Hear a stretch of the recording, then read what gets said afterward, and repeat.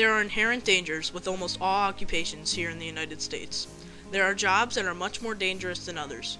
Employees who work in some of the more dangerous job industries go to work each day and every day with the expectation that their employers will take all the necessary precautions on behalf of the workers' safety. These workers expect to be able to come home to their families after a hard day of work. Among these occupations is a job that is often forgotten, but one that powers our country and powers our world. According to many different sources, coal mining is one of the most dangerous jobs in the United States. Coal mining is absolutely necessary. In order to produce electricity for our entire country, coal must be mined from the ground and supplied to the power plants. On April 5th, 2010, a horrible accident occurred at the Upper Big Branch coal mine located in Montour, West Virginia. An explosion at a coal mine in West Virginia, about 30 miles south of Charleston. Officials say at least 6 miners are dead, 21 others missing at the Upper Big Branch mine. A deadly explosion claimed the lives of 29 miners. This was the worst coal mining disaster in 4 decades. At the memorial service, attended by President Barack Obama, the President himself vowed that our country and our government would do everything possible to ensure that an accident, a preventable accident, does not ever occur again. The aftermath of this deadly accident became a turning point in history. Never forget, they say, miners keep America's lights on. And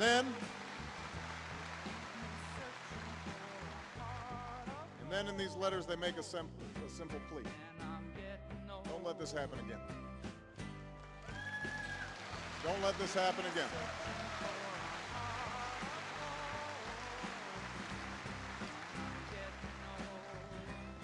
How can we fail them?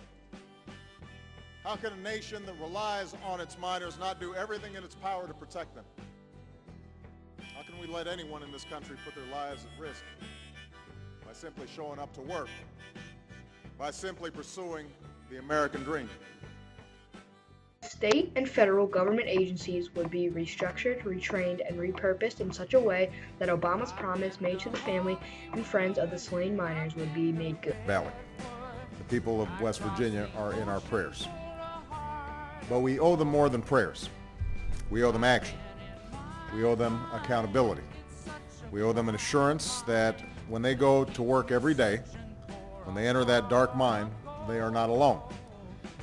They ought to know that behind them there is a company that's doing what it takes to protect them, and a government that is looking out for their safety. The owner of the mine, Massey Energy, was held responsible for the accident and he was tried in court on criminal charges. This event, this horrific accident, caused by sheer neglect, was certainly a turning point in history. It is a shame that it took the deaths of 29 men who were doing nothing more than providing for their families and pursuing the American dream for the United States to take action that would keep the miners in the United States as safe as possible. The mine was operated by Massey Energy Company, and the regulations imposed on Massey were done so through both state and federal agencies, including the United States Department of Labor. When an occupational industrial accident, such a mine explosion, occurs, several investigations are opened, including those being performed on the state and federal levels. You can't really blame it on one level of government. Obviously, our government is multi-leveled. By that I mean it's national, it's a state, in this case West Virginia, and we have local. So the federal government has to be involved, but also the state governments have to be involved here. So there should have been oversight coming from both levels of government. But there's no doubt that the mine should have been closed. The workers should have never entered it. It should have never been a situation like that. But somebody was trying to make money. Somebody's trying to make a profit. Somebody's putting those workers down there to try to get something out of the ground so it's going to turn into money for themselves, and it should have just never happened. As the investigations progressed, 3 major concerns were identified. With longwall mining, which was the technique that was being utilized at UBB, the amount of coal dust that is generated from the massive shearing machine that cuts into the coal is excessive and must be kept in check, as this dust is highly explosive. There is a process called dusting that uses spray of lime which neutralizes the coal dust, eliminating the explosiveness. The person in charge of making sure that this was done correctly each and every shift forged documents that certified the coal dust was at an acceptable level. In any coal mining operation, deadly methane gas can be emitted from some of the coal seams. Several operations are utilized to reduce the risk of explosion and danger to the miners. These include ample water spray that is used during the mining operation and ventilation of air to dilate the gas. Both of these operations in the UBB mine were not functioning properly. The final concern at the mine was the shear equipment that was being used to cut the coal away from the seam. This shear was an older piece of equipment that was not properly maintained and was believed to be the source of the spark that ignited the methane and the coal dust. This spark was found to have been the result of a worn piece of tooling on the machine.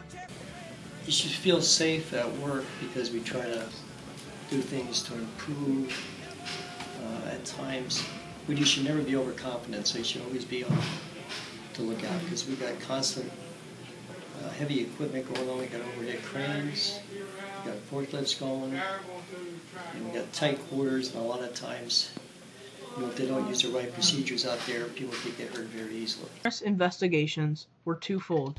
Gross neglect by Massey Energy resulted in unsafe working conditions for the miners at Upper Big Branch. Massey Energy was cited for many unsafe conditions, but refused to address these because of the economic impact the remedy would have on their profits. Also, the government agencies, both at state and federal level, failed to perform thorough investigations, including follow-ups, to ensure that the mine operators had addressed the findings of their investigation. Shortly after the accident, Barack Obama ordered Congress to revisit mine safety. Congress intensified the effort by granting oversight agencies more control in keeping miners safe. Obama also supported a judicial system that would hold the owner of the mine accountable by charging Don Blankenship with criminal charges of neglect that led to the death of 29 miners. A new West Virginia safety training facility, and a research trust. This agreement demonstrates that the government and the company are serious about creating a true legacy of mine safety. While nothing can ever replace the beloved miners that we lost that terrible day, today's agreement shows that we all have zero tolerance for anything corporations do or don't do that leads to a mine fatality. As I've always said, at the heart of this tragedy is a simple fact that we must do everything in our power to never, ever allow any worker to be in a position where this could happen to them or their family.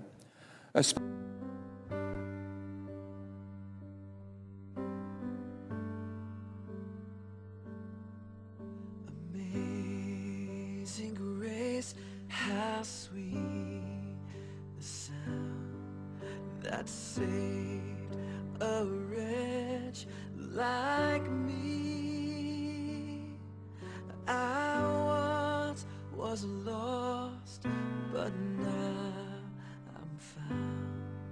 Was blind, but now I see.